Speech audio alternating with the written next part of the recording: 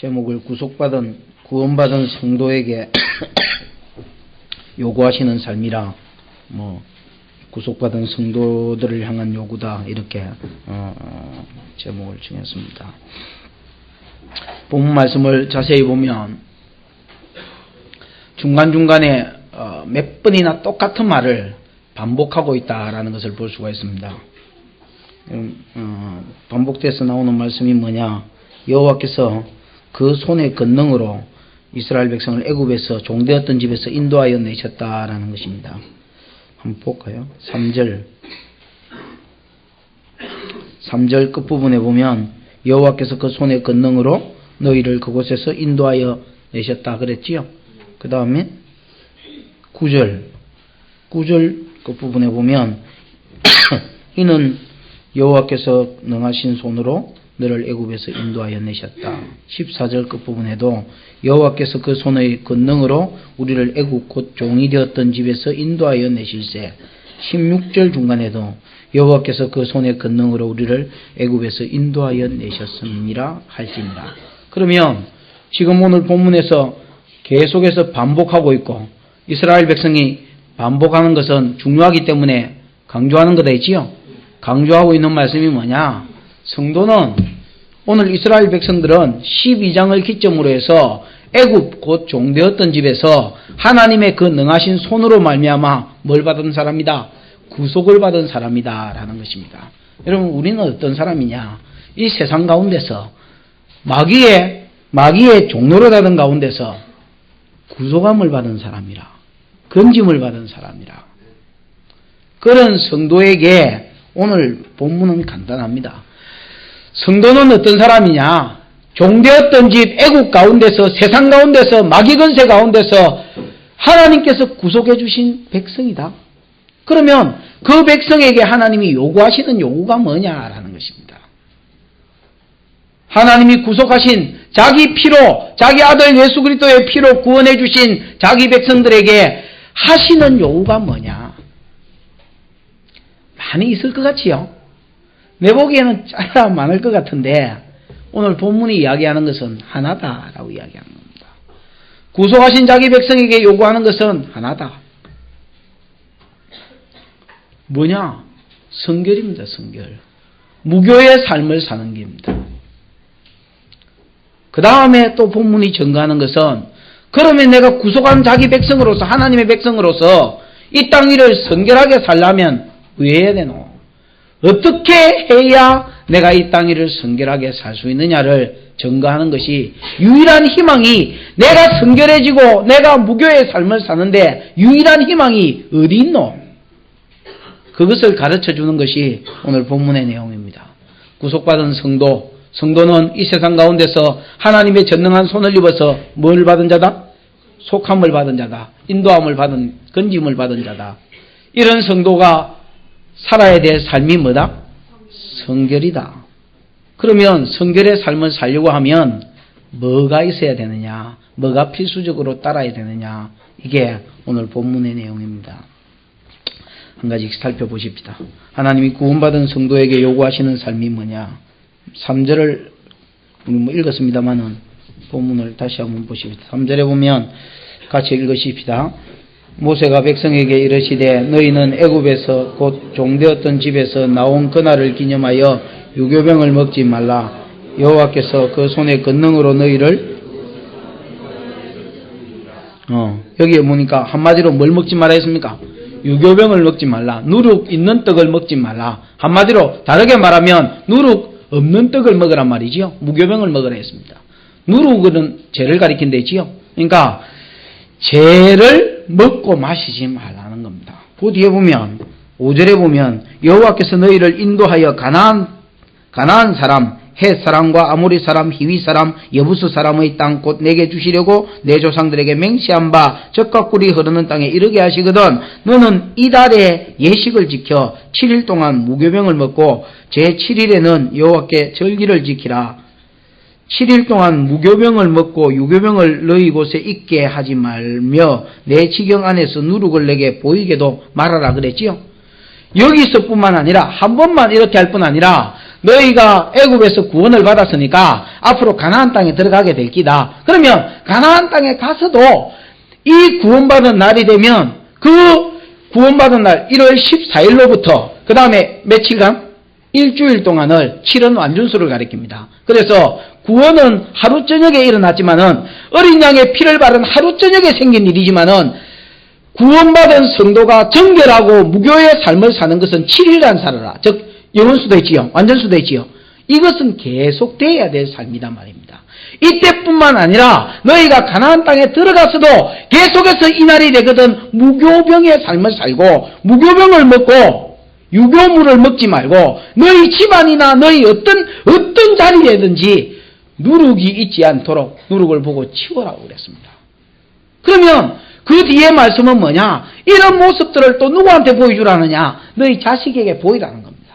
그래서 자꾸 집에 누룩을 없애고 무교병 떡을 먹으면 무교병이 개떡이다 했지 우리나라 치면 맛도 없는 이 떡을 먹고 앉았으면 아이들이 엄마 맛있는 거 주소.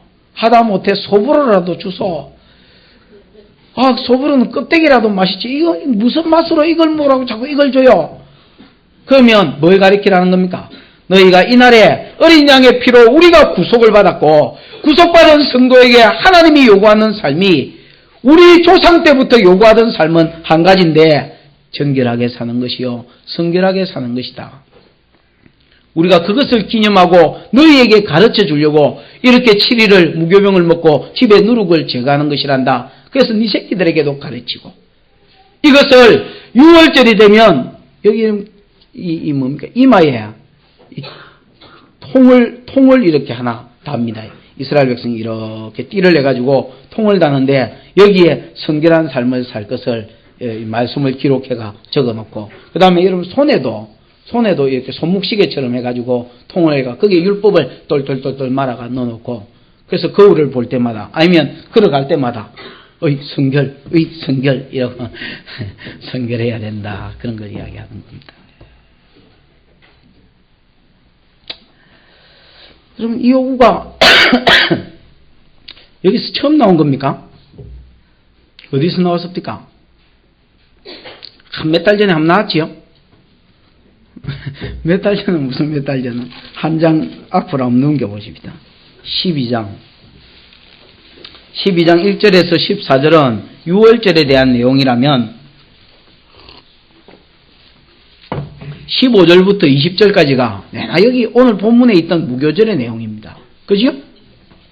그래서 15절에 보면 7일 동안 무교병을 먹어라. 17절에도 너희는 무교절을 지켜라. 이날에 너희가 애굽에서 나왔다. 대대로 지켜라. 이 나왔단 말이잖아. 그죠? 아니 앞에서 했던 말 지금 몇 절 더 갔다고. 한 장이 오이 지나지도 않았는데 하나님께서 여기서 다시 요구하는 겁니다. 그 다음에 여러분 앞으로는 이 내용이 없느냐? 모세 오경을 읽어보면 15번은 이 내용이 더 나옵니다. 최소한 15번이란 말입니다. 더 나온다고.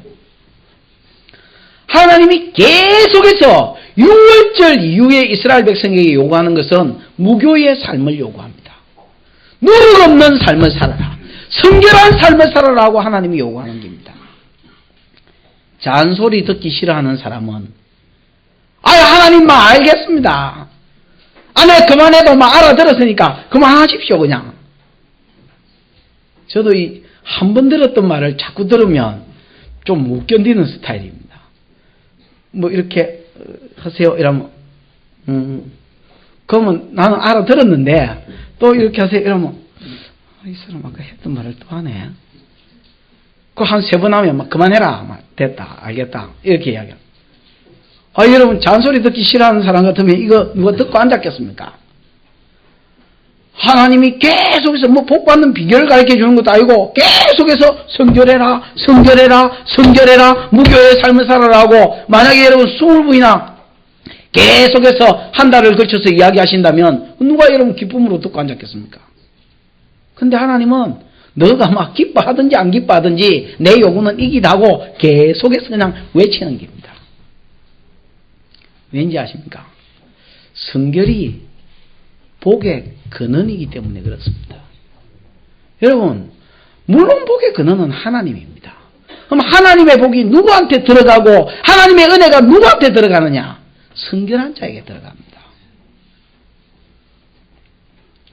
성경에 여러분 하나님을 소개하는 데가 많습니다만은 요한계시록 4장 3절에 보면 요한이 여러분 하늘로 올라가서 하늘 보좌를 봅니다. 그죠? 하늘 보좌에 보니까 거기 보좌가 하늘에 높이 들린 보좌가 하나 있고 거기 보좌에 앉으신 이가 있는데 하나님이겠지요? 우리가 앉아있으면 뭐라 한다 했습니까? 걸상이라 한다 했지요? 여러분이 아무리 좋은 의자에 앉아봐야 그 걸상이지 보좌라 안 갑니다. 보좌는 최소한 누가 앉아야 보좌라 합니까? 왕이 앉아야 보좌라 하는 겁니다. 높이 들린 보좌가 딱 있는데 그 보좌에 앉으신 이의 모양이 이러하니라 그러면서 벽옥 같고 그 다음에 홍보석 같고 그 다음에 녹보석 같으라 그랬습니다. 여러분 벽옥은 다이아몬드고 홍보석은 누비다 했습니다. 그 다음에 녹보석은 애매한 에메랄드입니다. 이게 하나님의 모습이다. 여러분 하나님이 뭐 눈이 땡그러시고 부리부리 하시고 뭐 코가 하살 코라서 찍히면 죽겠고 이래 소개를 안 하고 왜 보석으로 소개하느냐? 하나님은 영이십니다. 영이란 말은 뭐 빵이란 말이 아니고 하나님이 영적인 존재란 말입니다. 그죠? 우리처럼 형체가 있는 게 아닙니다. 하나님은 영이십니다. 그렇기 때문에 하나님을 보고 눈이 뭐 어떻더라, 머리가 허옇더라, 가슴이 참 넓더라, 다리가 롱다리더라, 뭐 이렇게 이야기하면 그 하나님을 잘 못 본 겁니다. 안 봐야 될 하나님을 본 겁니다. 그럼 요한이 하나님을 보았다면서 왜 보석으로 썼느냐? 하나님의 성품과 하나님의 영광만 보석을 통해서 증거하는 것입니다. 그러면 벽옥은 뭐냐? 다이아몬드 되지요? 성결입니다. 루비는 뭐냐? 하나님의 공의를 상징하는 보석입니다. 에메랄드, 자비, 하나님의 성품 중에서 자비의 성품을 이야기하는 겁니다.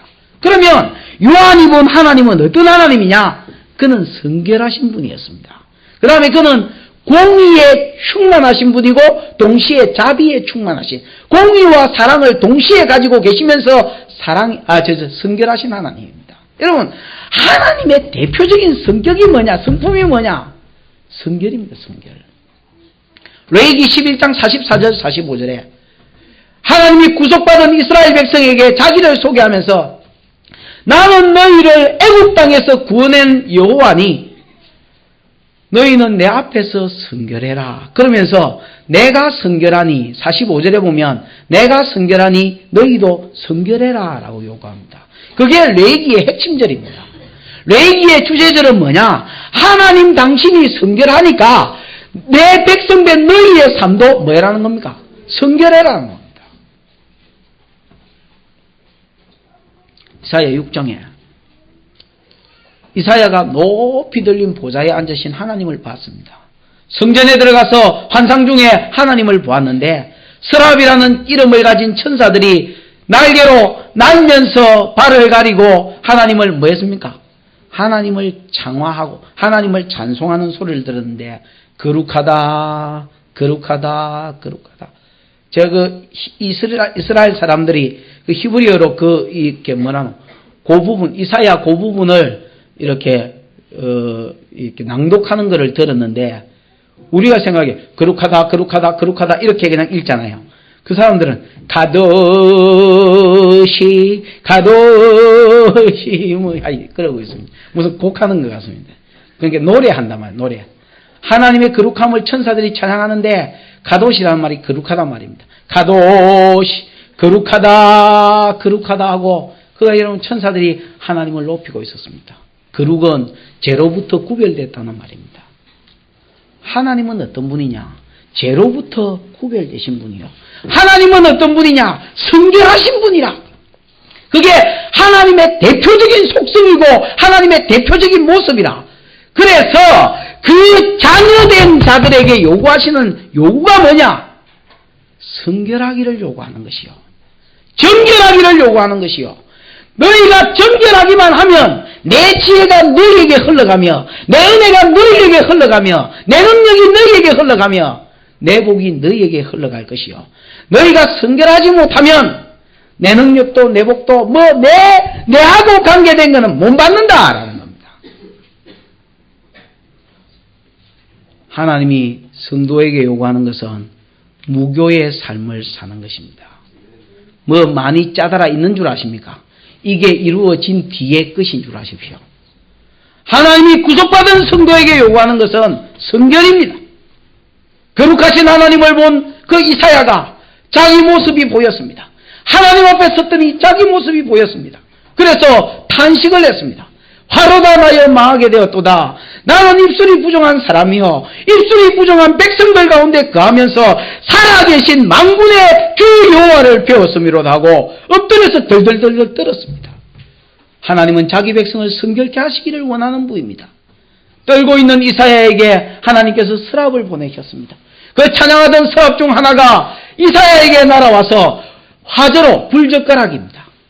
여러분 그 성막에 보면 도구 중에서 그릇도 있고 그런데 젓가락이 긴 젓가락, 중국에와 이렇게 중국 식당에 있는 긴 젓가락, 그것 가지고 화저, 그것 가지고 그 제단에 있는 숯불을 하나 꺼내왔습니다. 그 제단은 예수 그리스도의 십자가를 상징하고 거기서 죽어가는 수많은 양들은 다 오실 예수를 상징합니다. 화저로 그 불젓가락에서 그 숯불을 하나 탁 채가지고 그것을 이사야의 입에 대었습니다. 오실 예수 그리스도의 공로, 오실 예수 그리스도의 십자가의 공로가 네 입에 닿였은즉 네 죄가 사여졌고 네 악이 지하여졌다 하고 이사야의 죄사함을 주시고 그를 성결케 하셨습니다. 하나님은 당신이 성결하신 분이고 거룩하신 분이며 당신의 백성들이 자기 죄를 발견하고 하나님 앞에 성결케 되기를 원하시는 분이다. 이것을 하나님이 보여주셨습니다. 왜 성결이 중요하냐? 성결해야 하나님의 은혜를 입을 수 있습니다. 성결해야 하나님의 은혜를 입을 수 있습니다. 여러분 출애굽기 19장에 보면 이스라엘 백성이 어디에 도착합니까? 시내산에 도착하지요. 시내산에 도착했을 때에 하나님이 이스라엘 백성에게 요구한 요구가 짜달아 있는 줄 아십니까? 내가 3일 뒤에 시내산에 강림할게. 3일 뒤에 시내산에 강림할 테니 너희는 전부 옷을 빨고 스스로 성결케 해라. 하나님 만날 준비하는 것은 다른 것이 아닙니다. 성결케 하는 것입니다. 화장해라는 말이 아닙니다. 목욕하고 있으라는 말이 아닙니다. 네 심령의 죄를 저결하라는 말입니다. 죄인이 하나님을 보면 죽는 것이요 하나님을 만나기 위해서 선제 조건은 성결입니다. 여호수아 3장에 이스라엘 백성이 요단강을 건너는데 요단강 건너기 직전에 3장에서 요구하시기를 너희가 스스로 성결케 하여 하나님의 역사 나타나기를 기다리라 그랬습니다. 하나님은 능력도 행할 수 있고 사람을 만나줄 수 있는 분인데 어떤 자를 만나느냐? 성결한 자를 만난다. 이사야 59장 내가 손이 짧아서 너희를 구속지 못함이 아니요 귀가 어두워서 너희를 못 들음이 아니요 너희 속에 있는 죄가 너희와 하나님 사이를 뭐 했느니라? 내었느니라.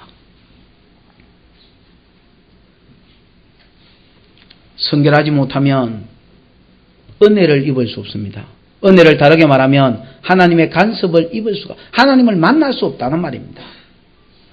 성결하지 못하면 쓰이지 못합니다. 성결은 봉사의 기초다 있지요? 에? 봉사의 기초가 성결입니다. 여러분 한평생 어떤 사람이 쇠가 빠지게 주의 일에 헌신하다가 죽었다 치십니다. 천국에 가서 내 딴에는 뭐 받을 기라고 우와 이거 뭐를 하나님이 준비하셨노? 이라고 이제 올라갔습니다. 꾸역꾸역 올라가지고 주여 짠 내 왔는데요. 뭐 좀 주이소. 뭐 예비한 상급이 뭡니까? 상급 이름 뭐고? 이 갱인데요. 갱이? 엄따야. 실제로 없는 게 아니고 내 써놓기로는 옛날 써놓기 구속받은 것만 해도 고맙다 캐라 하는데 없다? 아멘이야. 누가 아멘? 아멘 안 했습니까? 아니 하나님 내가 얼마나 쇠가 빠지게 생명수교에 양목사한테 걸려가지고 고생 빼 빠지게 하고 하나님 성긴 줄 아십니까 도대체? 하기는 행 것 같은데 내가 받지를 않았다. 이렇게 이야기하는 겁니다. 뭡니까? 하나님은 봉사를 원하시는 것이 아니고 성결한 삶을 원하시고 그 다음에 무엇입니다. 그래서 성경에 보면 가인과 그의 재물은 받지 아니하시고 아벨과 그의 재물은 받으셨다. 그러니까 아벨의 재물을 받기 이전에 하나님이 받으신 것은 아벨 자신이었습니다. 가인의 제사를 안 받기 이전에 하나님이 안 받았은 가인 그걸 못 받았습니다. 여러분, 세가파지 기도했는데 기도가 응답이 안 된 것 같은 느낌. 왜 그렇습니까? 하나님이 성결한 자의 기도를 들으시고 성결한 자의 찬양, 성결한 자의 헌물, 성결한 자의 봉사를 받으시는 것입니다. 지난번에 내가 그 이야기 안 합니까? 제사장이 여러분 두 군데서 주로 일한다 했습니다. 하나는 번제단, 하나는 뭐요? 성소. 이 두 사이를 왔다리가 흥부가 기가 막혀 이러면서 왔다 갔다 한다 했지요. 왔다 갔다 이렇게 하는. 그 가운데 뭐가 하나 놓여져 있겠습니까? 그 물두멍. 요즘 현대어로 고치면 세숫대야가 하나 딱 놔져 있습니다. 야, 요서 요 갈 때 발 씻고 손 씻어라. 요서 요 갈 때 손 씻고 발 씻어라. 요서 또 나올 때 손 씻고 발 씻어라. 만일 수족을 씻지 않으면 죽을 줄 알아라. 그럼 뭐냐? 제사장의 봉사도 성결이 기초가 되어서 자기 수족을 씻는 것은, 죄를 씻는 것을 말하거든요. 왔다 갔다 할 때 샌달에 묻을 수 있는 그 먼지까지도 목욕은 했으니까 십자가에 그것도 씻으라는 겁니다. 그래야 네 헌신과 봉사도 받겠다는 겁니다. 여러분, 성결은 복의 기초요, 은혜의 기초요, 성결은 봉사의 기초입니다. 기초가 없는데 무슨 봉사?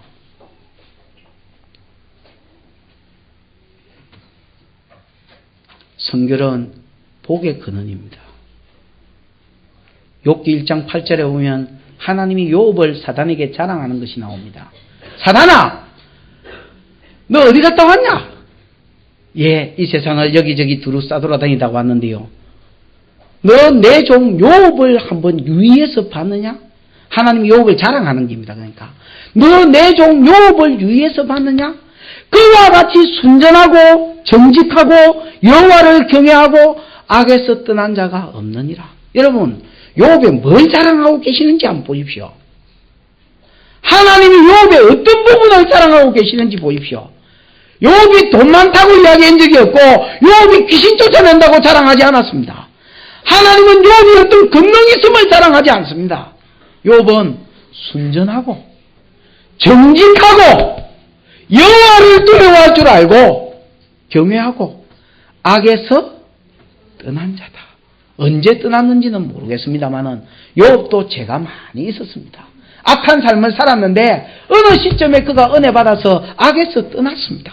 그것을 하나님이 기뻐하셨습니다. 그 다음에 9절 10절에 보면 욥이 하나님으로부터 받은 복을 이야기합니다. 8절이 욥의 모습이고 하나님께서 그의 소유물을 사눌로 두르사 한 푼도 빠져나가지 않도록 지켜주시고 하나님께서 그의 소유물을 사눌로 두르사 빠져나가지 않도록 지켜주시고 하나님께서 그의 하는 일에 손으로 하는 모든 일에 복을 주사 그 소유로 늘리게 했다 했습니다. 여러분, 돈 많이 번기 꼭 복 받은 건 아닙니다. 저는 그렇게 생각하지 않습니다. 그러나 구약 때는 무슨 성령의 은혜, 은사 이런 게 짜다라 없었기 때문에 뭐 복이라 하면 육적인 이런 거 말고는 표현될 길이 없었습니다. 그래서 구약의 복은 넓은 땅에 사는 것, 잘 사는 거, 돈 준 거, 그걸 복 받은 기라고 표현하는 겁니다. 물론 신약에도 그럴 수 있습니다만은 하나님의 은혜와 성령을 더 누린다면 그것만큼 큰 복이 없습니다. 그러나 욥은 어쨌든 하나님께서 복을 왜 복을 주셨느냐? 그의 성결함을 하나님 보셨습니다. 사람은 속습니다. 사람은 속습니다.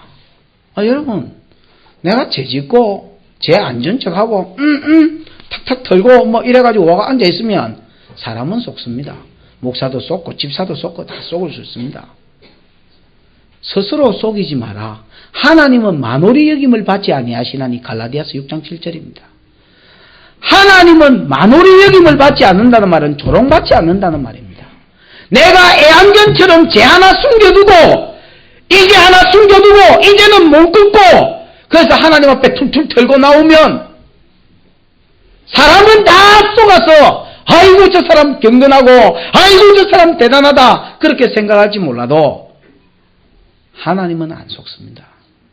정확하게 보시고 정확하게 계산하시는 것입니다. 그래서 여러분 하나님의 은혜를 입지 못하고 하나님의 복을 받지 못하고 하나님의 권능을 입지 못하고 하나님께서 그 삶을 보시고 복을 주실 때에 정확하게 그 사람 가운데서 그 은혜들이 나타나는 것입니다.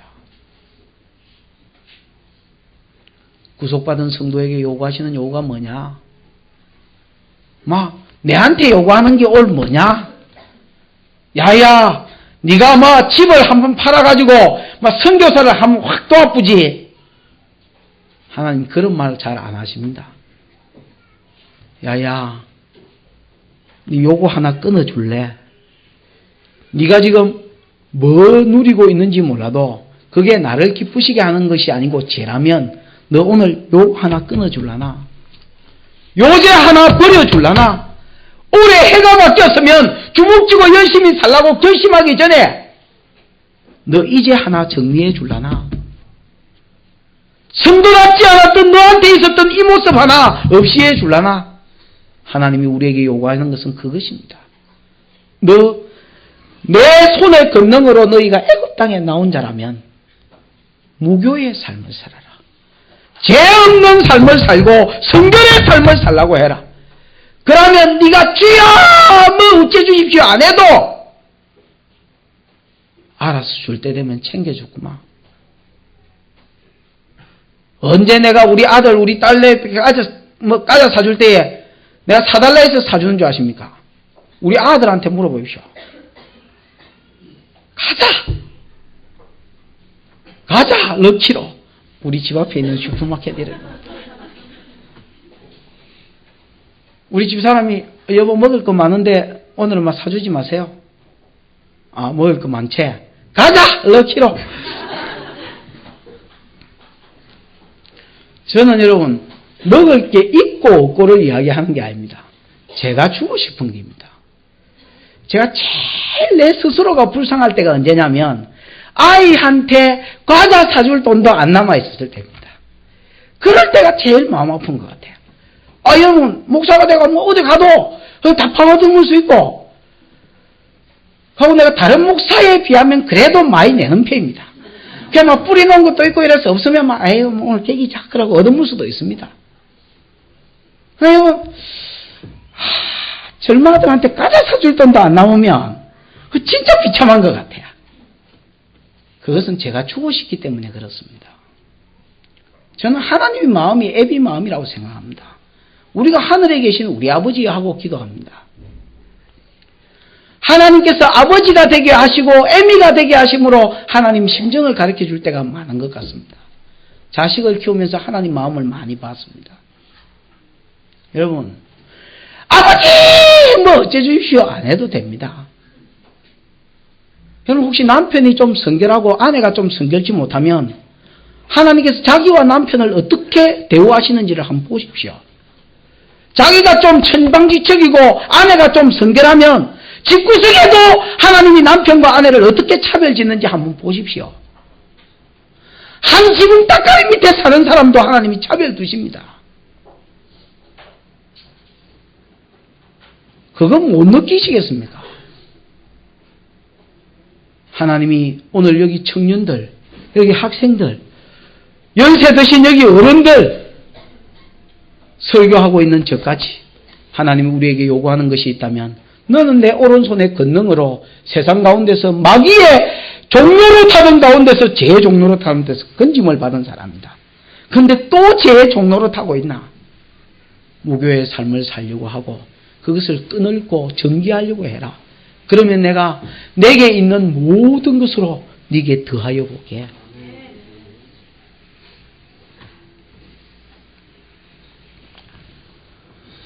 근데 이게 참 쉬운 일이 아닙니다. 우리가 여러분 죄를 정리하는 게 참 쉬운 일이 아닙니다.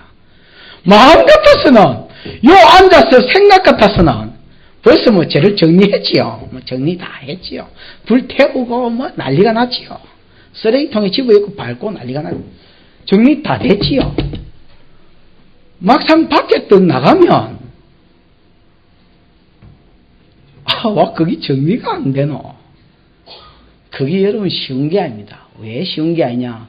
히브리서 11장 5절에 12장 5절에 보면 11장 25절이네. 그거 보면 죄의 낙이라는 말이 있습니다. 모세가 잠시 죄의 낙을 누림보다 하나님 백성하고 고생하기를 더 좋아했다 이래 되어 있습니다. 그럼 여러분 죄악에는 뭐가 있느냐? 뭐가 있다고? 낙이 있습니다. 저는 뭐 고스톱을 잘 못 칩니다만은 미나또는 두 번인가 세 번인가 몇 번 쳐봤습니다만은 그 하도 치는 걸 배우지를 못했어요. 저희 부친이 그런 걸 잘 안 하셔서 배우지를 못했는데 한 번은 어디 가가지고 이렇게 하도 치는 걸 한번 봤어요. 그래가지고 옆에서 이렇게 보고 있으니까 그림을 똑같은 거를 맞추고 앉았더라고. 그래서 이 정도만 하겠나? 나도 꼽사리 이래가지고 이제 했어요. 해보니까 그때가 내 전도사 때인데도 재미있더라고. 그래가 여러분 그날 내가 좀 땄는가? 그러고 감동이 돼가지고 이 내 소질이 있는 거구나 이러는데 또 감동을 받기도 하고. 여러분 무슨 죄든지 죄는 여러분 낙이 있습니다. 그 죄의 낙 때문에 그 죄를 못 끊는 것입니다. 그 다음에 여러분 뒤에서 궁극적으로 왜 안 끊어지냐면 사단이가 자꾸 붑니다 여러분. 해라. 사단이 없으니까 우리가 없는 줄 아는데 눈에 안 보이니까 없는 줄 아는데 있습니다 여러분. 내 속 안팎에서 해라고 그러는 겁니다. 야 요즘 이런 짓 하는 거 죄 아니다. 요즘 이래 사는 거 죄 아니다. 청년들도 요즘 이 정도 하는 거 죄 아니다. 해라고 그러는 겁니다. 죄 아니라 하는데 여러분 그래 죄 아닌 줄 알고 하지요. 그래가 여러분 진짜 비참한 인생 사는 사람 많습니다. 이론적으로는 무교의 삶을 사는 것이 쉬운데 이게 안 쉽단 말입니다. 그럼 성경은 뭐라고 그러느냐? 너희가 무교의 삶을 사는 방법이 유일한 비결이 하나 있다. 그게 뭐냐? 그럼 본문 1절 2절을 한번 보십시다. 이 본문 구조를 잘 봐야 됩니다. 골치 아프더라도 눈을 지금은 전부 다 내쳐다보지 마. 성경으로 다 쳐다보고 성경에 박아가. 그 다음에 본문 구조를 보십시오. 여호와께서 모세에게 일러 가라사대 2절 이스라엘 자손 중에 사람이나 짐승이나 물어나고 초태생은 다 거룩히 구별하여 내게 돌리라. 이는 내 것이니라 하시니라. 이래 있지요? 이건 무슨 이야기야? 초태생을 하나님께 바치라는 이야기지요? 처음 난 것은 왜? 이스라엘 백성이 애굽에서 나왔을 때에 장자들은 사람이나 짐승이나 초태생은 전부 다 하나님께서 6월절 어린 양의 피발림으로 인해 살려주었기 때문에 초태생은 내 끼다. 피값 주고 산 내 끼다 말입니다. 에이? 하나님이 어린 양의 피값 주고 샀기 때문에 내 끼라는 기야. 됐습니까? 그래서 초태생은 다 내게 돌리라는 기야. 그 다음에 여러분 4절부터 보면 어떻게 초태생을 돌려야 되는지 그게 나와야 되는데 갑자기 방향을 확 바꿔가지고 4절 3절 모세가 백성에게 이르되 너희는 애굽에서 곧 종되었던 집에서 나온 그날을 기념하여 뭘 먹지 마라? 유교병을 먹지 마라. 그러니까 무교절 지키라는 이야기가 갑자기 나오지요. 초태생 지키라는 말이 1절 2절에 나오다가 갑자기 방향을 바꿔서 무교의 삶을 어디서부터 3절부터 10절까지 요구하는 겁니다. 네? 그 다음에 11절에 보면 여호와께서 너와 내 조상에게 맹세하신 대로 너를 가나안 사람의 땅으로 인도하시고 그 땅에 내게 주시거든 너는 무릇 초태생과 내게 있는 생축의 초태생을 다 구별하여 여호와께 돌리라. 그래서 나귀의 첫 새끼는 다 어린 양으로 대속해라. 나귀는 부정한 짐승이거든요. 어린 양으로 바꾸고 그 다음에 안 그러나 그렇게 하기 싫거든 목을 꺾어 죽이란 말이고 너의 아들 중에서 모든 자비가 된 자는 다 뭐예요? 대속해라. 그러면서 다시 무슨 이야기를 하고 있습니까? 초태생을 바칠 것을 이야기. 그러니까 본문 구조가 어떠느냐면 1절 2절에 초태생을 바치라 이야기 놓고 그 다음에 갑자기 3절부터 10절까지는 뭐 이야기하다가 무교의 삶을 이야기하다가 그 다음에 11절부터 나머지 16절까지는 다시 또 뭐 초대생을 바치라 이라는 겁니다. 이거를 보고 신신학자들이나 자유주의 신학자들이 하는 말 성경은 짜깁기다 이래 된 겁니다. 왜? 도통 앞이 말이 안 맞거든. 이게 여러분 1절 2절이 없어져가지고 저 11절 앞부분에 붙어야만 말이 맞지. 이거 말 됩니까? 그죠? 그래서 성경을 짜깁기라고 부르는 겁니다. 여러분 이것은 짜깁기가 아니고 하나님께서 하신 말씀이 있기 때문에 치는 얘기 이러네요. 들립니까? 하나님이 주실 말씀이 있고 교훈이 있기 때문에 그렇습니다. 그럼 하나님 교훈이 뭐냐? 여러분 창세기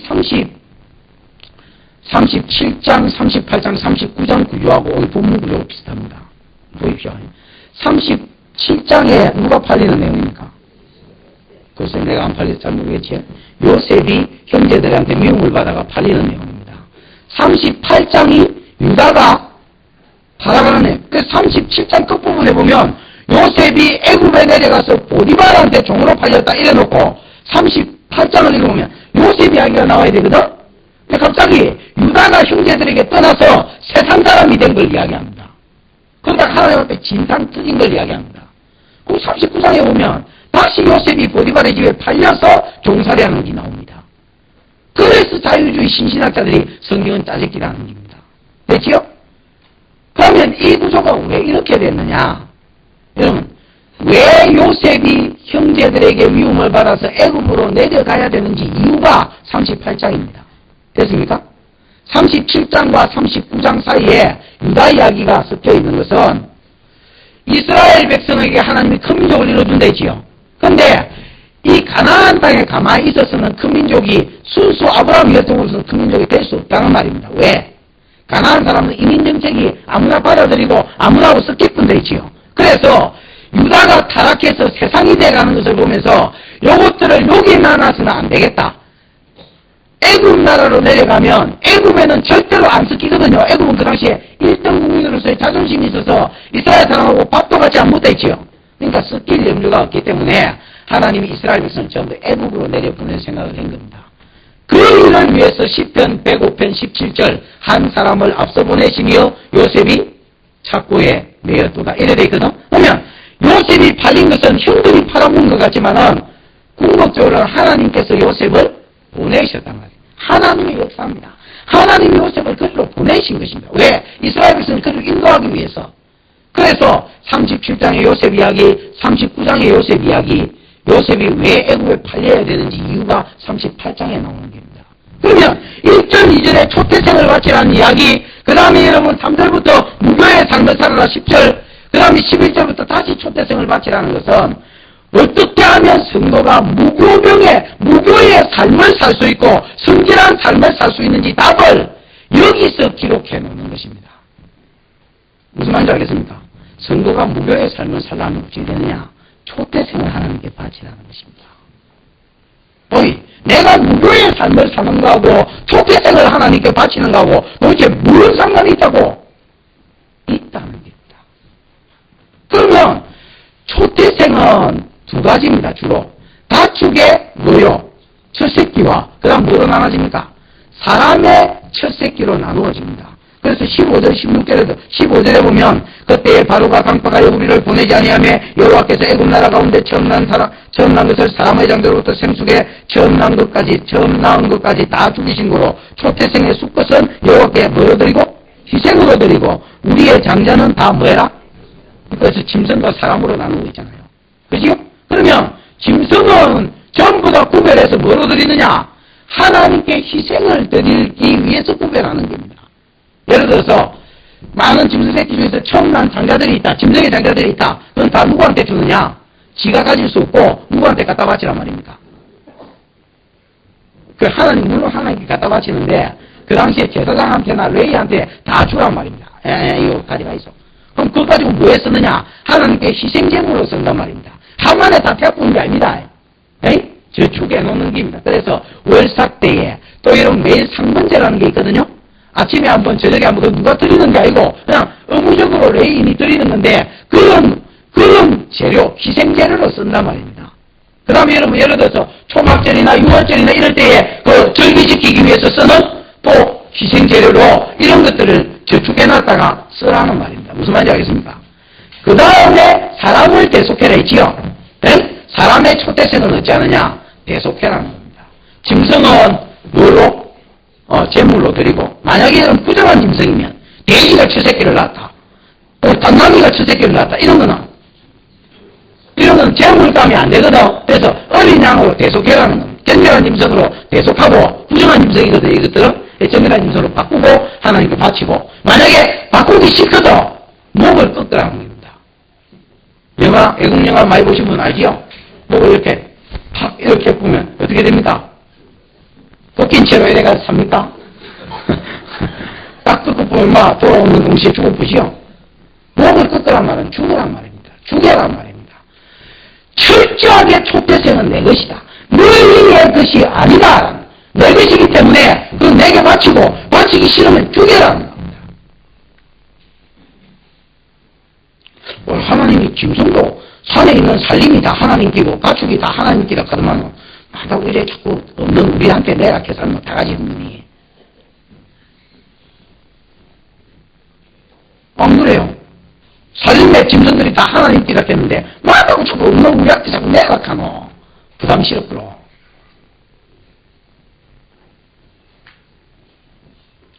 그건 하나님을 위해서 내락한 게 아닙니다. 여러분 보십시오. 그런 희생제물이 있음으로 말미암아 제사가, 이스라엘 안에 제사가 이루어지고 예배가 이루어지고 절기가 이루어지고 월삭이 이루어지고 상번제가 이루어지도록. 무슨 말인지 알겠습니까? 그럼 상번제 때는 어떻게 하느냐?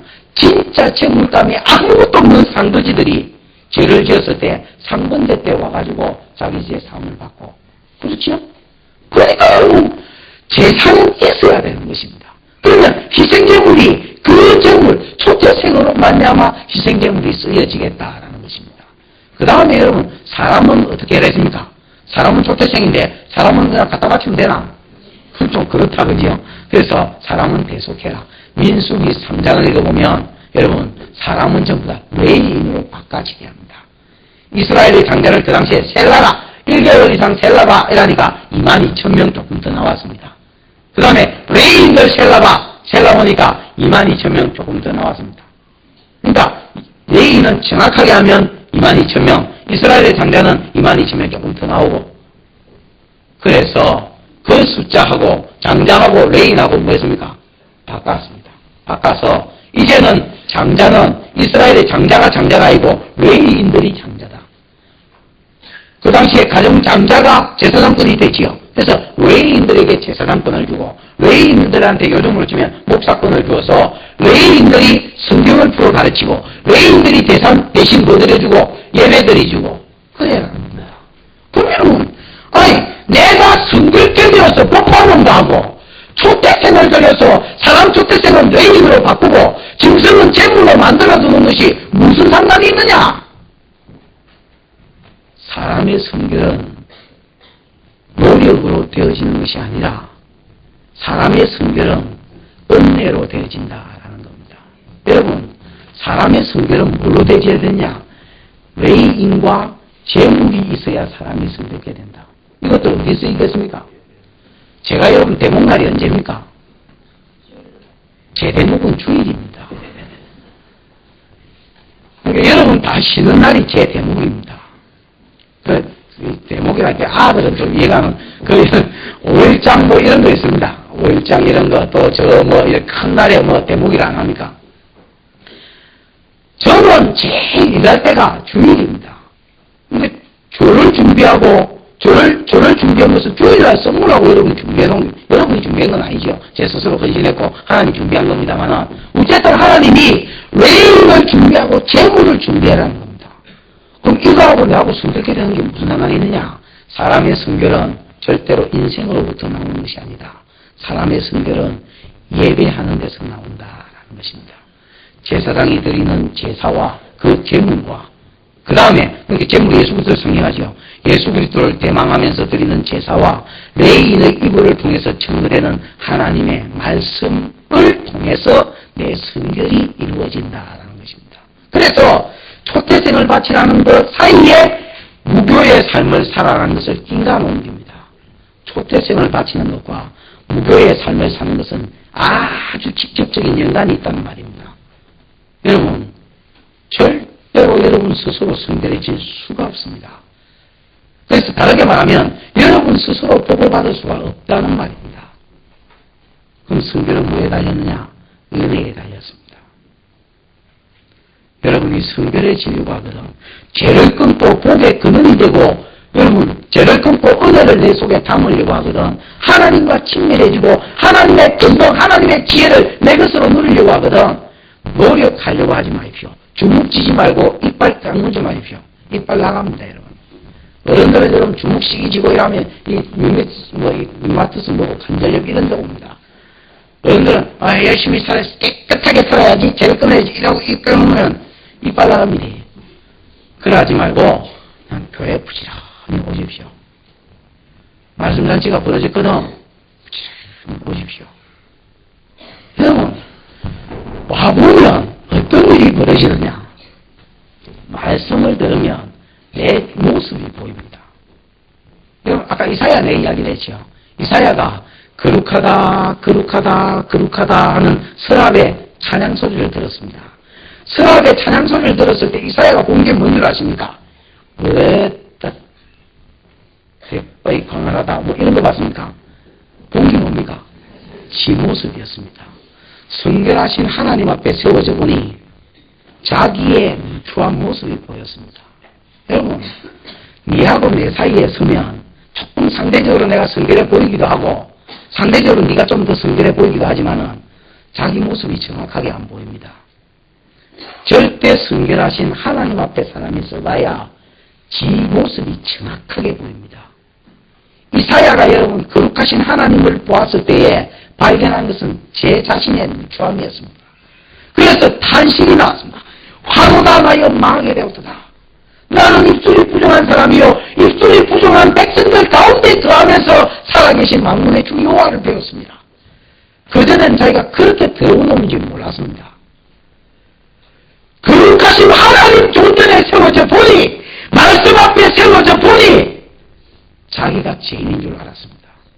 내가 옛날에 그 이야기 안 합니까? 어떤 사람 박현숙 집사인가 그 옛날에 젊은 집사 하나 있었습니다. 그 사람 전도해가지고 내가 구역예배를 2번 드리는데 그때 당시에 구역예배 드리러 전도해난 사람 아줌마 2명 전도해놨다길래 구역예배 드리러 가가 10계명을 가르쳐 줬습니다. 10계명을 가르쳐 줬더니 이 아줌마 9계명째 하는 말 8계명이 뭐요? 8계명째 하는 말 도적질하지 말라는 거죠. 그런데 직도, 간도, 특도 이거 이야기했습니다. 직도는 직접 도둑 놈, 간도는 간접 도둑 놈, 노름 뭐 예를 들어서 뭐 또 뭐요 이거 그 사기치는 거 뭐 이런 거 돈 띵가먹는 거 이거 다 그냥 도둑놈이라 했습니다. 그 다음에 특도 하나님 거 띵가먹는 거 아주 특별한 도둑놈이 있다. 얘가 가르쳤더니 이 아줌마 처음에는 별 반응이 없더만 자꾸 가르치니까 끝나고 나서 차 한잔 하면서 아줌마 하는 말이 전도사님이요 이렇게 뭐 그렇다니까 내가 성경 배우기 전에는 그냥 뭐 착한 사람인 줄 알았더니 배우고 나긴 해 도둑년이네 이러더라고. 아니 왜요 이러니까 모르겠다고. 성경을 배우니까 자기 모습이 들키는 것 같더래. 왜 그 사람 아나? 모릅니다. 처음 본 사람입니다. 보니까 지 모습이 들키는 것 같아.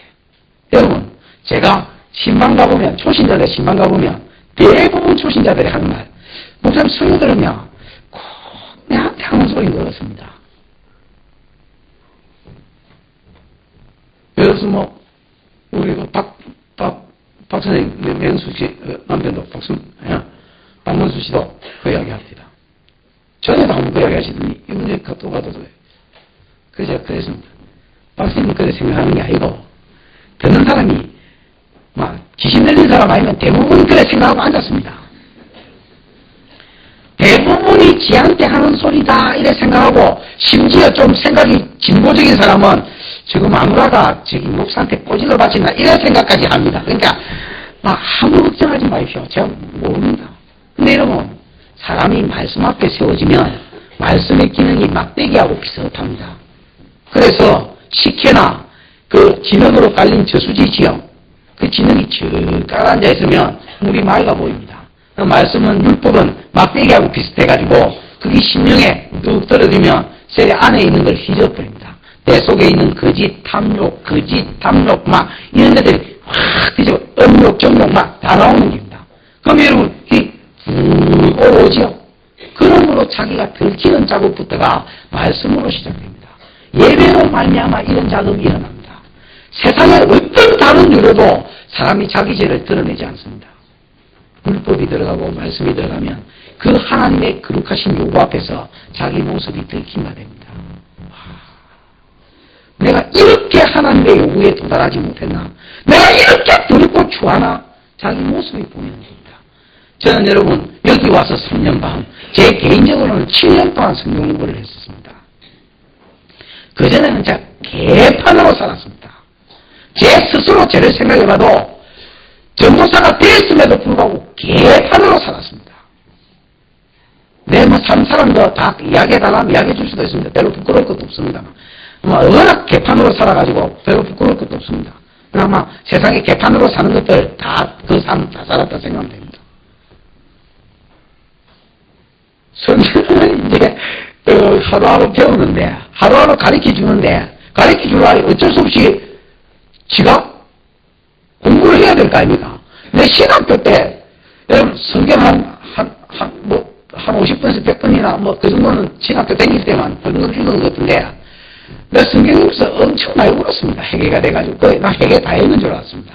이제 강론을 한 장씩 각 장을 들어가는데 오늘 이 말씀하고 야구 뭔 상관이 있겠노? 대충 읽어보니 위로가 될 것 같은데요.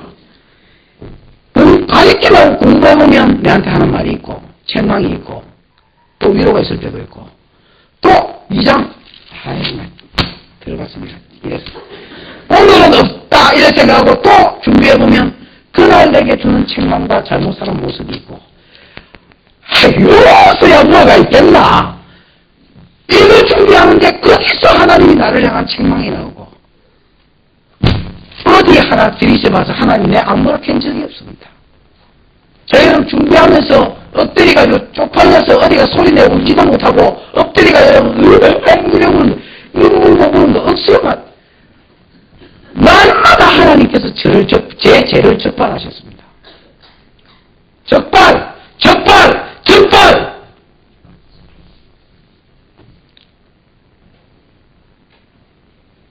장로 쳐다보고 여러분 쳐다보고 목사 쳐다보고 여러분 쳐다보고 근사 쳐다보고 여러분 쳐다보면 그놈이 그놈이라서 아무 죄도 발견할 수 없습니다. 요새 목사도 다 그래 살대. 장로 집사도 다 그러대. 하나님이 성결의 삶을 위해서 우리에게 요구하는 것은 초태생을 준비해라.